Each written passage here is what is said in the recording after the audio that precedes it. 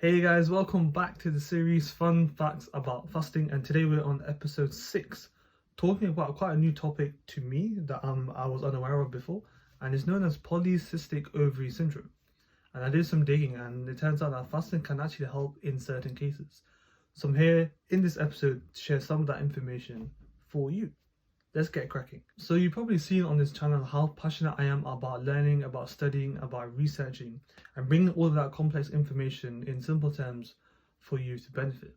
And I'm always trying to open my horizons, being more aware of the different conditions that I probably would never come across myself. And thank you to the benefits of Instagram, I've actually broadened my horizons and understanding. And thankfully on Instagram, Tafhima, she actually recommended this as a part of an episode. So this is called Polycystic Ovary Syndrome. And she recommended to maybe talk a bit about how does fasting help in terms of this condition. So thank you, Tafhima, for letting me know about this episode, and hopefully you guys who are watching can find benefit. So Polycystic Ovary Syndrome, or PCOS for short, is an unfortunate condition that affects how the ovaries are functioning. Sometimes you have enlarged ovaries and certain hormone imbalances that leads to a lot of complications in the reproductive system for females. So it actually turns out that in early stages of this condition, there's actually a lot of elevated hormones, and in particular insulin. Now, as if you watched the episodes before, so episode 5, I've talked about diabetes and how fasting can help to reduce insulin secretions. That actually same principle applies here, where you can actually reduce the insulin spikes and insulin secretions that lead to a lot of these unfortunate complications by doing some form of intermittent fasting. But the key thing I want to mention here, and make sure that I looked into this properly, that this is only really effective in early stages of this condition, because latter stages and more, let's say, advanced stages is where that insulin or that kind of sugar levels is actually in an irreversible state, where, as we mentioned, with people who unfortunately have diabetes, that if you start to fast, it can be at a detriment to you.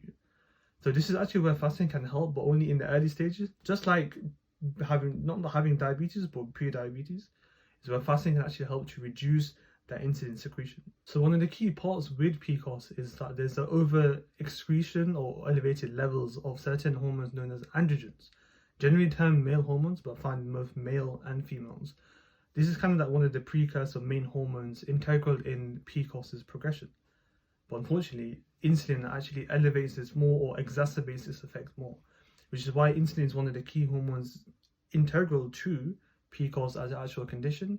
And where in this series, I wanted to share that maybe fasting, and has been shown, if you see the description box, there's a few actual research articles and descriptions about how fasting in early stages, as I mentioned in the early part of this video, can actually help to maybe alleviate some of the symptoms.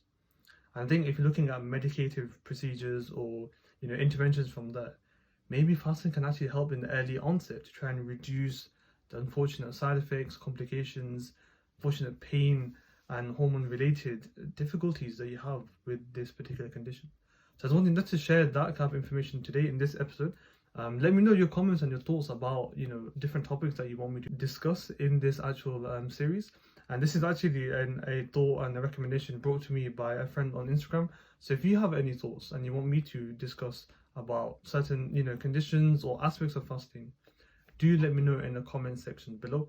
But in any case, I was a bit nervous about this episode in particular because I was like, am I allowed to comment on a certain condition that unfortunately I may never experience? But I wanted to at least share some useful information in this episode that you may find benefit. So I looked at that and said, okay, maybe I can still talk about this from that point of view.